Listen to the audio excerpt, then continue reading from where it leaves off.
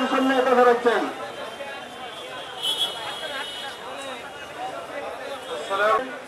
উপস্থিত সংগ্রামী নেতৃবৃন্দ, উপস্থিত বিক্ষুব্ধ জনতা,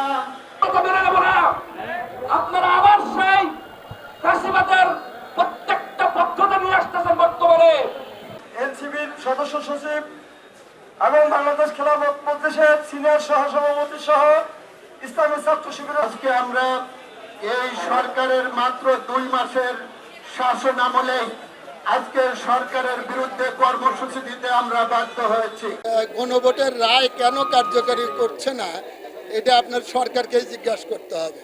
আমরা দাবি জানিয়েছি কার্যকরী করার ক্ষেত্রে তাদের ভূমিকা আমরা কামনা করেছি, কিন্তু আমরা লক্ষ্য করেছি যে জুলাই সনদের যে সমস্ত শর্তগুলো তাদের জন্য সুবিধাজনক সেগুলো তারা মানছে, আর যেগুলো তাদের জন্য সুবিধাজনক নয় তারা সেগুলোকে আপনার উপেক্ষা করছে।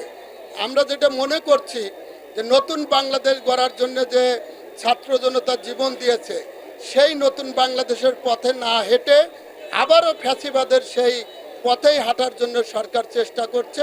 এর বিরুদ্ধেই আমাদের আন্দোলন। আমরা পর্যায়ক্রমে সব কর্মসূচি দেব।